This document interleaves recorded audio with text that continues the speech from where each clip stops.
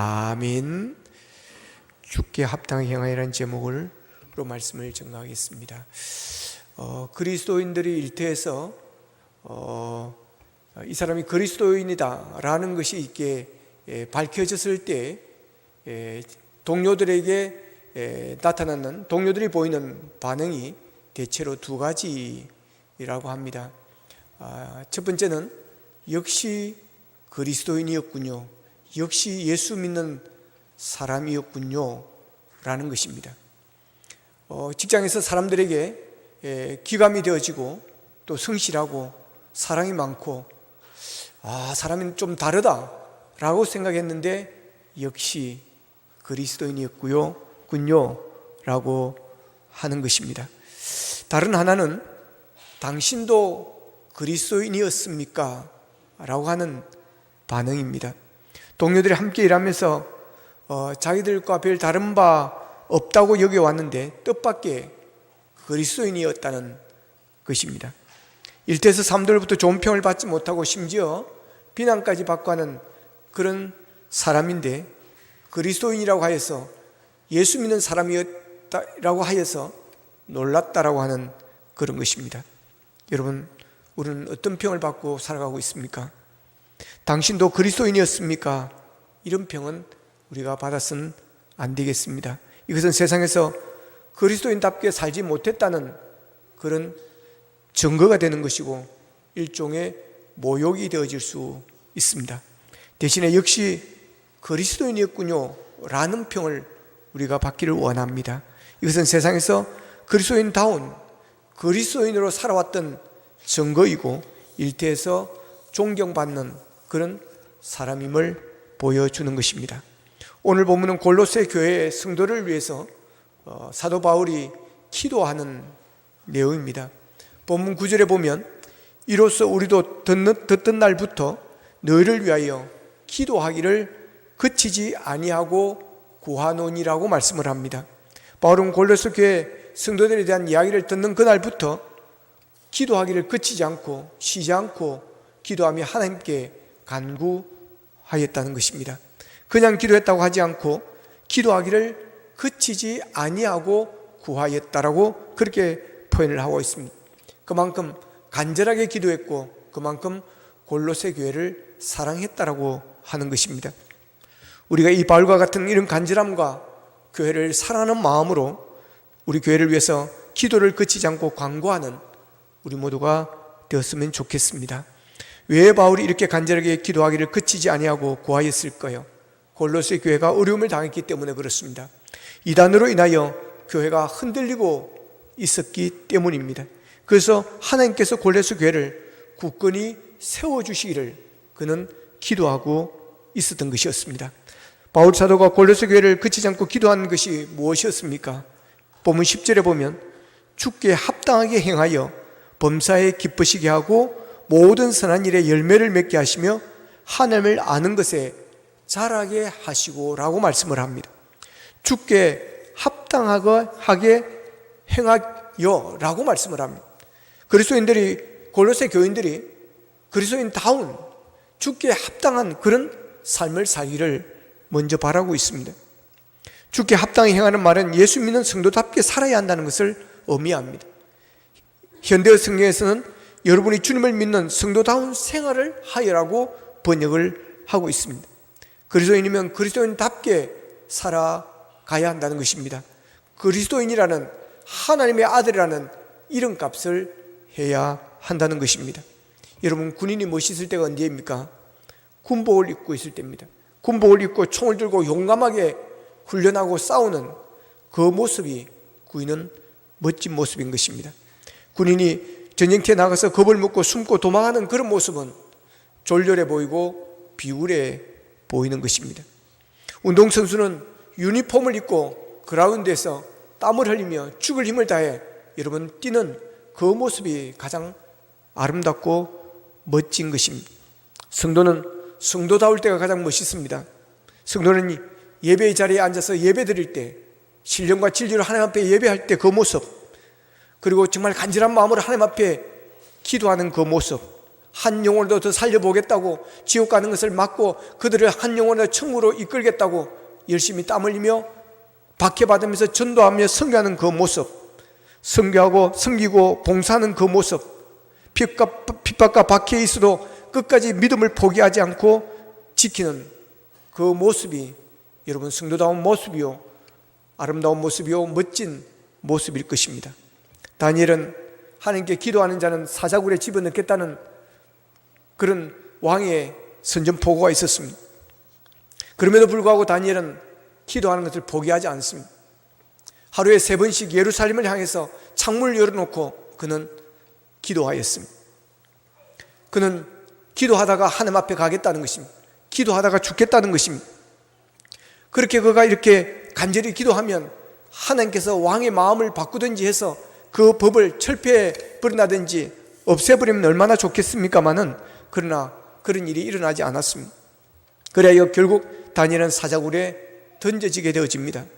그때 이 다니엘을 죽이고자 엄모했던, 그런 법을 만들려고 왕에게 권면했던 그런 사람들이 얼마나 통쾌하였겠습니까? 얼마나 조롱하였겠습니까? 봐라, 네가 기도해도 하나님이 도와주지 않지 않느냐? 네가 기도해도 하나님이 나타나지 않지 않느냐? 하나님이 살아계신다면 왜 네가 사자굴에 기도하다가 들어가겠느냐고 조롱을 했을 것입니다. 그럼에도 불구하고 다니엘은 흔들리지 않았습니다. 하나님의 살아계심을 믿었기 때문에 그렇습니다.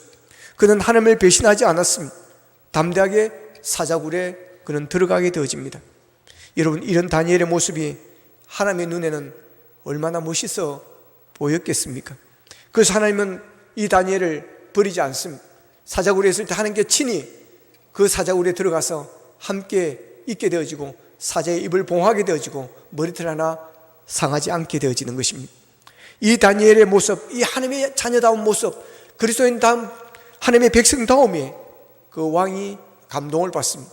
그래서 그 후로 이 왕이 다니엘을 더 사랑하게 되어졌습니다. 예수님의 수제자인 시몬 베드로는 위대한 신앙 고백을 하게 되어집니다. 예수님이 너는 나를 누구라고 하느냐 묻습니다. 그러니까 주는 그리스도시요 살아계신 하나님의 아들이십니다라는 완전한 고백을 합니다. 위대한 고백을 합니다. 예수님은 그의 이름을 베드로 반석이라고 이름을 지어주시면서 그 반석 위에 교회를 세우겠다고 하십니다. 그러면서 그 교회 위에 그 반석에 교회를 세워 엄부의 권세가 여러분 무너뜨리지 못할 것이라고 말씀합니다.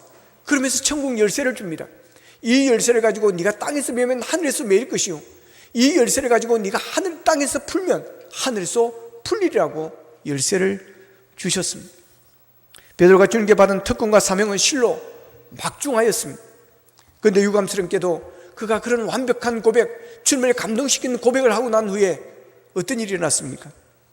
예수님이 잡혀갔을 때 나는 예수님을 모른다고 부인을 합니다.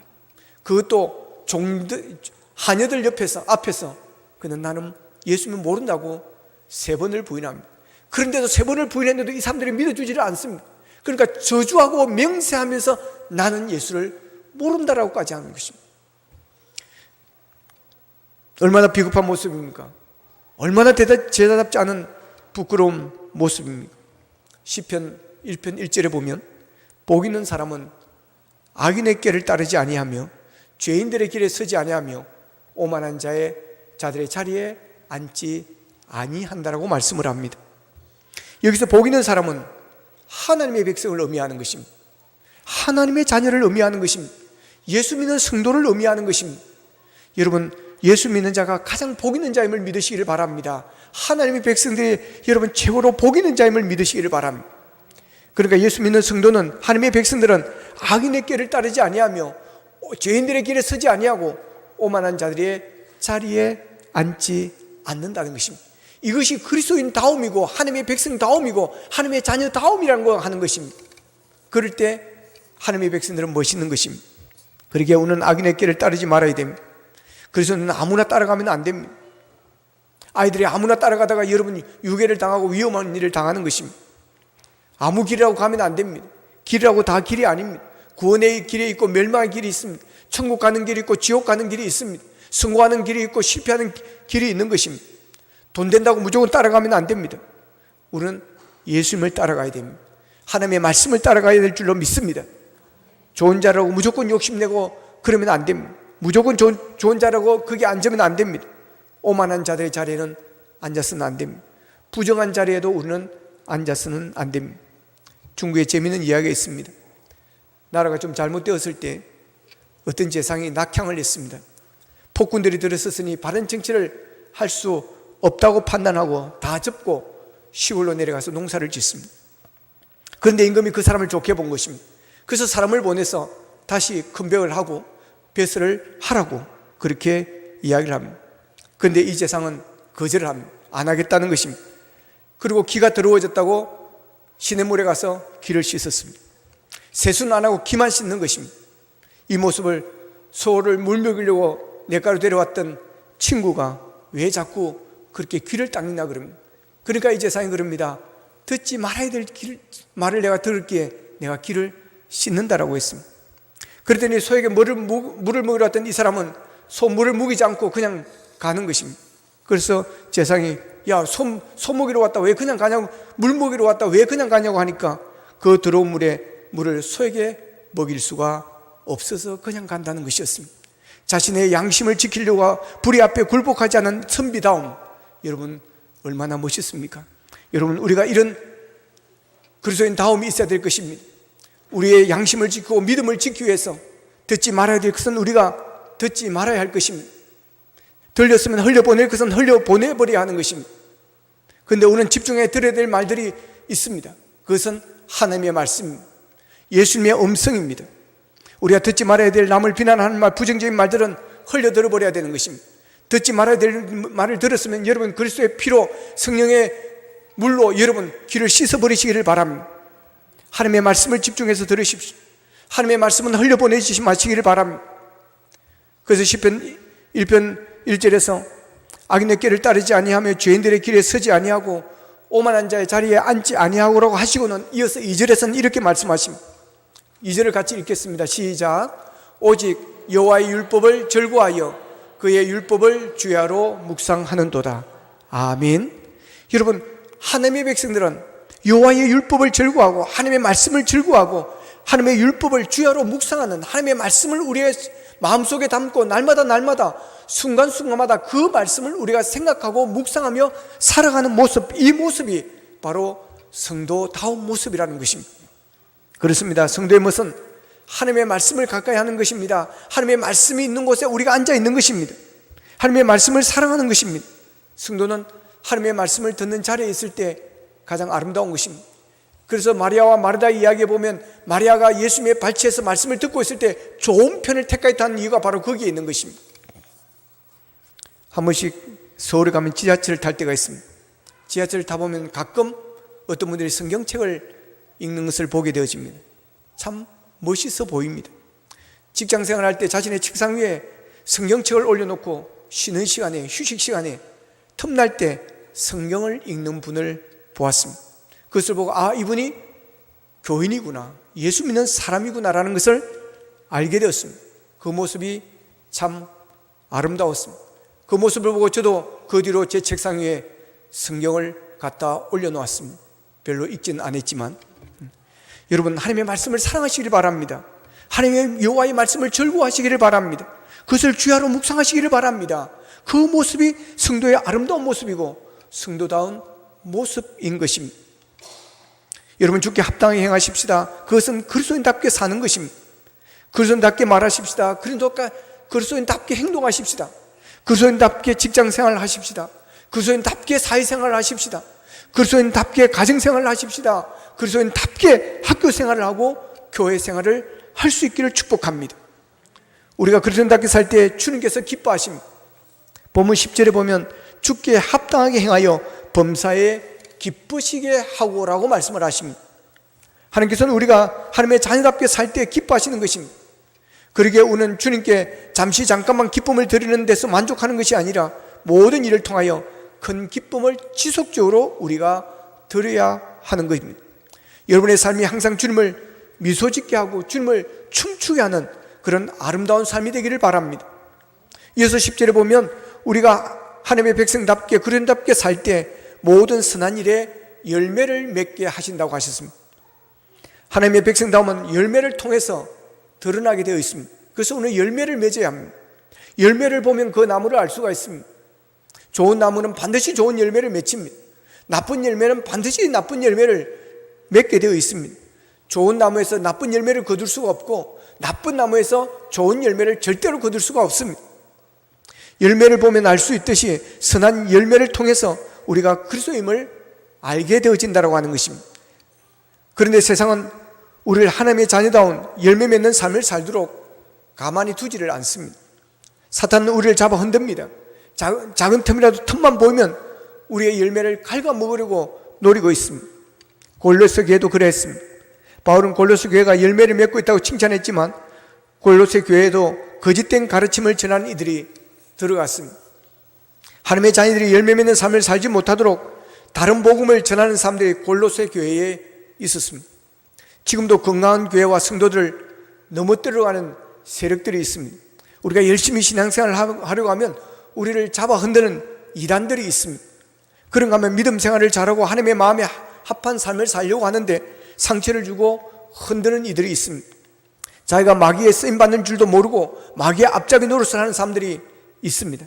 그렇게 하지마, 그렇게 살지 않아도 돼 하면서 소근대며 믿음을 흔듭니다. 여러분, 이런 마귀의 꼬임에 넘어가지 말고 마귀의 앞잡이 노릇도 하지 마시기를 바랍니다. 이단은 경계해야 합니다. 이단은 종말론적 경향이 강하다는 특징이 있습니다. 이들은 지금이야말로 종말이 임박한 때라고 말하면서 사람들을 급박하게 절벽으로 끌고 갑니다. 이단들은 사람들의 마음속에 두려움을 심어줍니다. 그리고 탈세계적인 곳에 주목하게 만듭니다. 세상을 등지고 가정을 등지고 혈연관계, 부모관계를 등지고 끊게 만드는 것입니다. 그리고 오직 천국만 바라보는 것이 정답인 것처럼 말합니다. 하나님의 나라는 이 땅에도 하나님의 역사가 이루어지고 하나님의 나라가 이루어짐에도 불구하고 오직 하나님의 나라만 바라보게 만드는 것입니다. 그래서 이 세상 사회생활이나 이 가정생활을 완전히 파괴하게 만드는 것입니다. 그러면서 사람들을 불안하게 만듭니다. 이단의 또 다른 특징은 배타성이 강하다는 것입니다. 그들은 좁은 울타리를 쳐놓고 그 안에 들어오는 자만이 구원을 받는다라고 말합니다. 기성교회는 다 이단이고 자신들만 참이라고 말합니다. 하지만 기독교 복음은 모든 사람들에게 열려 있습니다. 요한복음 3장 16절에 보면 하나님이 세상을 사랑하사 독생자를 주셨으니 그는 이를 믿는 자마다 멸망하지 않고 영생을 얻게 하려 하심이라고 말씀하십니다. 누구든지입니다. 예수를 믿기만 하면 구원의 기능에는 동일하게 이루어진다라고 하는 것입니다. 그러나 이단들은 자신들만의 울타리를 쳐놓고 그 안에 있기만 하면 14만 4천 그 사람들만 구원을 받는다고 하는 그런 이단도 있습니다. 거짓 가르침을 전하는 사람들, 이단들이 성도들의 믿음을 흔드는 그런 상황 속에서 그들의 유혹에 미혹되지 않고 열매 맺는 삶을 살 수 있는 방법이 있습니다. 골로새서 2장 6절 7절에 보면 그러므로 너희가 그리스도 예수를 주로 받았으니 그 안에서 행하되 그 안에 뿌리를 박으며 세움을 받아 교훈을 받은 대로 믿음에 굳게 서서 감사함을 넘치게 하라라고 말씀을 하십니다. 여기 보면 그 안에 뿌리를 박으라고 합니다. 예수 그리스도를 믿고 믿음의 열매를 맺기 위해서는 믿음의 뿌리를 깊이 내려야 하는 것입니다. 건강한 열매를, 풍성한 열매를 맺으려고 하면 뿌리를 든든히 내려야 하듯이 우리의 믿음의 뿌리를 깊이 내리고 든든히 내려야만 여러분 바람에 쓰러지지도 않을 뿐만 아니라 풍성한 열매를 맺을 수가 있다라고 하는 것입니다. 흔들리는 사람, 믿다가 쓰러지는 사람들은 믿음의 뿌리가 약한 사람들입니다. 다 믿음의 뿌리가 깊이 박혀 있지 않기 때문에 그렇습니다. 그래서 성경에는 뿌리를 박으라고 그랬습니다. 쉬운 성경에서는 깊이 뿌리를 내리고라고 되어 있습니다. 신앙의 뿌리를 깊이 여러분 내리시기를 바랍니다. 그리스도 안에 깊이 내리시기를 바랍니다. 그러면 열매를 맺습니다. 그런데 우리는 아무 열매나 맺으면 안 됩니다. 선한 열매를 맺어야 합니다. 열매라고 해서 다 열매가 아닌 것입니다. 하나님이 원하시는 열매를 맺어야 합니다. 바울의 기도처럼 선한 일에 열매를 맺어야 합니다. 사도 바울이 예수 그리스도의 삶의 주인으로 예수 그리스도를 자신의 주인으로 받아들인 후에 예수 그리스도 안에 뿌리를 내리게 되니까 자신이 이전에 자른 뿌리로 삼았던 것, 로마 시민권이라든지 가말리엘 밑에서 공부했던 것, 장막 짓는 기술, 당대 최고의 사람이었다는 이런 모든 것들을 배설물로 다 버렸다고 말씀했습니다. 다 내려놓는다고 그랬습니다. 그러면서 하나님께서 기뻐하시는 선한 열매를 맺는 삶이 되었다고 고백합니다. 저는 예수 그리스도의 복음을 듣고 하나님의 은혜를 깨닫는 우리들이 주께 합당하게 행하여 골로새 교회처럼 선한 열매를 많이 맡게 되어지기를 축복합니다. 또한 오늘 본문 10절에 보면 이어서 그럽니다. 하나님을 아는 것에 자라게 하시고 라고 말씀을 하십니다. 골로새 교회는 이단 문제로 어려움을 겪었습니다. 그래서 바울 사도는 하나님을 아는 것에 자라게 해달라고 말합니다. 바울은 교회와 성도들이 이단의 유혹에 흔들리지 않기 위해서 하나님께서 자라게 해주시기를 위해서 기도했습니다. 이단의 문제, 신앙의 문제 앞에서 그리스도인들의 믿음은 멈추지 않고 자라가야 합니다. 여러분의 믿음도 자라는 믿음이 되기를 바랍니다. 그래서 이단에 현혹되지 않고 믿음의 끝까지 잘 달려갈 수 있기를 바랍니다. 디모데전서 4장 15절에 보면 바울은 이렇게 말씀합니다. 이 모든 일에 전심전력하여 너의 성숙함을 모든 사람에게 나타나게 하라고 그럽니다. 그리스도인이라면 전심전력으로 믿음을 지키고 모든 사람에게 나타내 볼 수 있는 만큼 성숙해져야 한다는 것입니다. 쉬운 성경에는 디모데전서 4장 15절 말씀을 온 마음을 다해 충성하여 그대가 발전하는 모습을 사람들에게 보여주십시오 이렇게 번역하고 있습니다. 우리의 믿음이 신앙이 성숙해지는 발전하는 모습을 사람들에게 보일 수 있는 그리스도인들이 되라고 하는 것입니다. 야고보서 1장 4절을 세 번역에 보면 여러분은 인내력을 충분히 발휘하여 조금도 부족함이 없이 완전하고 성숙한 사람이 되십시오 그랬습니다. 우리의 믿음이 자라려면 발전하려고 하면 성숙하려고 하면 인내력을 충분히 발휘해야 된다는 것입니다. 참고 기다리고 인내해야 된다고 하는 것입니다. 그냥 여러분이 전문가가 되어지는 것이 아닙니다. 그냥 스타가 되어지는 것이 아닙니다. 스포츠 선수들, 음악이나 미술을 전공하는 사람들, 여러분 그들 삶들을 보십시오. 자신의 기량과 기력과 실력을 향상시키기 위해서 호된 훈련과 노력을 합니다. 교수들, 의사들, 기술자 등 모든 분야에서 전문적인 일하는 분들도 어려움을 인내로 견딜 것을 견딘 뒤에야 그 자리에 서 있는 것입니다. 반복되는 훈련, 반복되는 힘든 과정들을 견뎌낼 인내가 있어야 목표를 도달할 수가 있다고 하는 것입니다. 우리의 신앙도 마찬가지입니다. 예수를 오래 믿어도 어린아이 같은 믿음의 단계에 머물러 있는 분들이 있습니다. 매번 어르고 달래줘야 하는 분들이 있습니다. 이런 분은 성장하지 못하고 기저귀를 갈아줘야 하는 어린아이의 신앙의 모습입니다. 성경에 보면 고린도 교인들도 바울이 보기에 성장하지 못한 어린아이와 같은 그런 믿음의 소유자였습니다. 그래서 고린도전서 3장 1절 2절에 보면 형제들아 내가 신령한 자들을 대함과 같이 너에게 말할 수 없어서 육신에 속한 자 곧 그리스도 안에서 어린 아이들을 대함과 같이 하노라. 내가 너희를 젖으로 먹이고 밥으로 아니하였노니 이는 너희가 감당하지 못하였음이거니와 지금도 못하리라고 말씀을 하십니다. 바울은 고린도 교인들은 젖 먹는 어린아이들 대하는 것처럼 상대했다는 것입니다.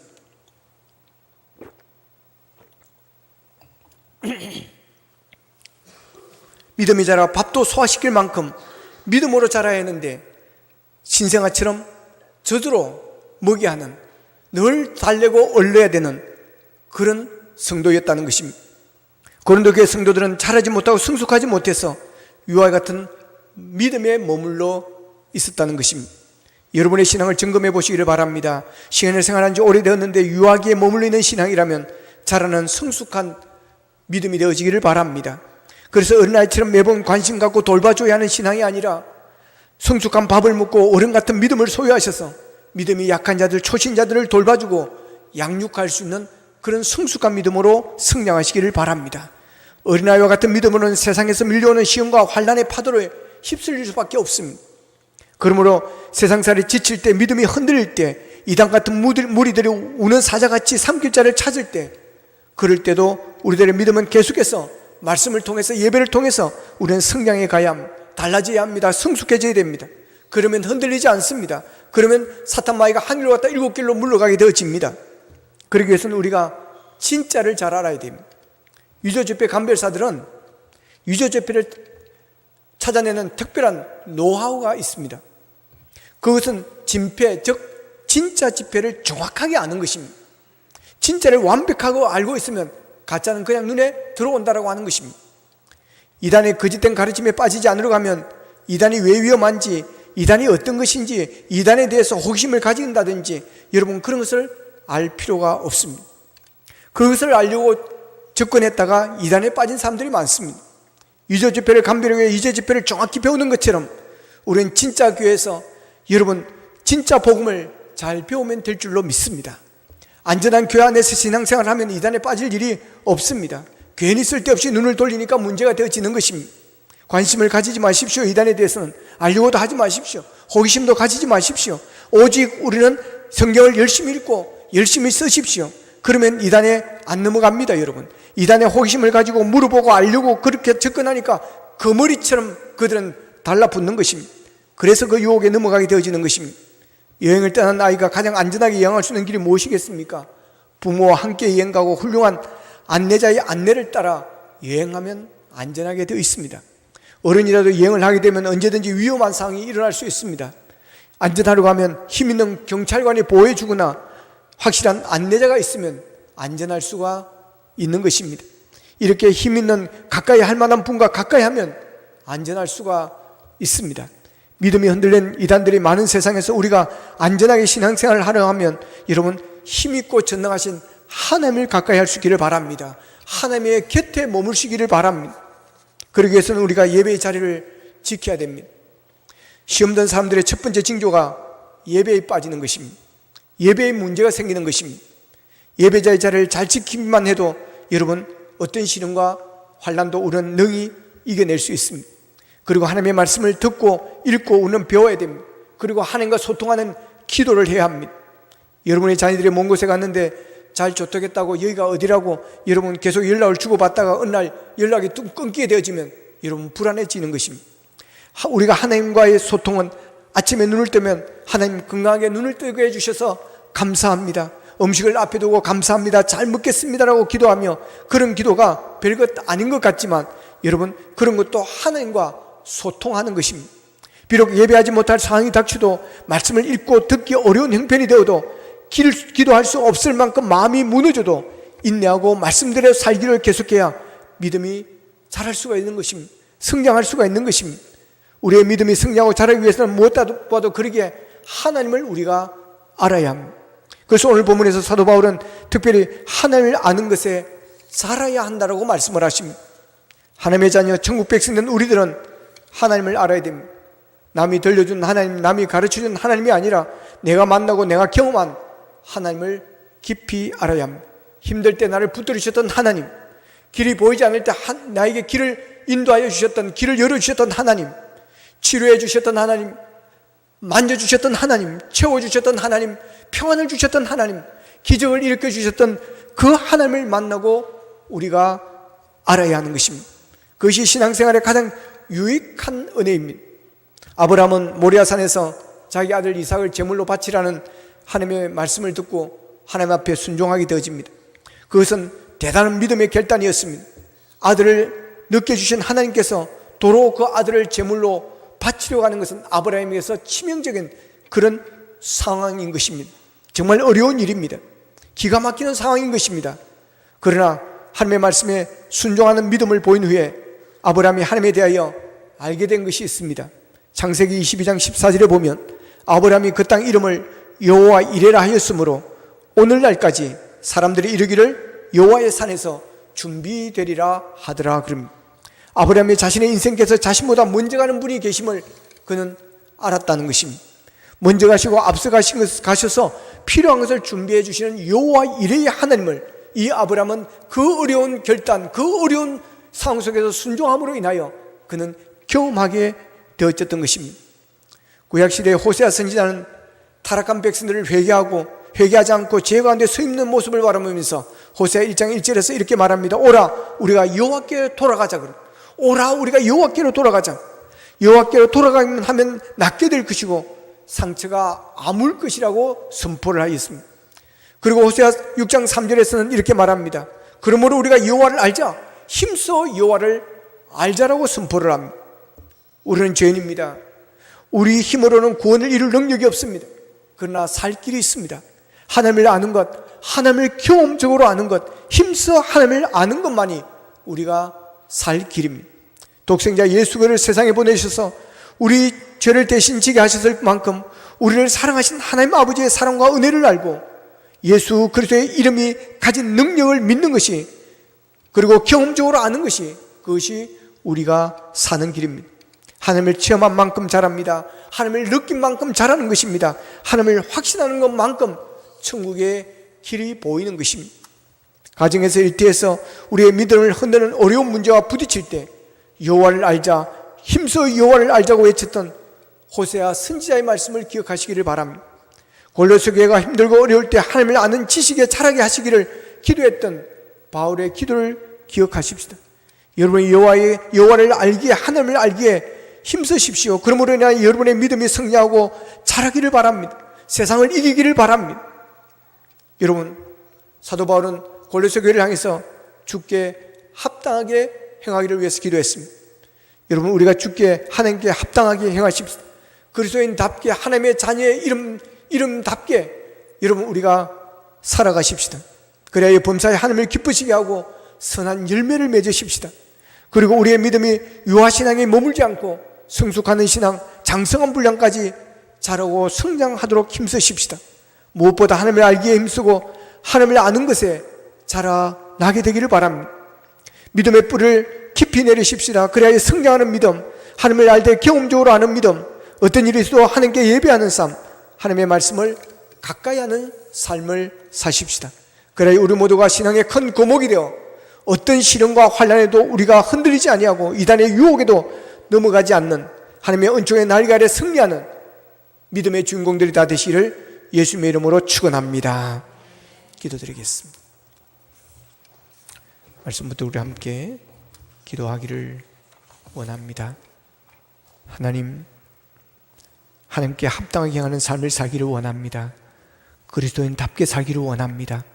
역시 그리스도인이었군요. 역시 예수 믿는 삶이었군요.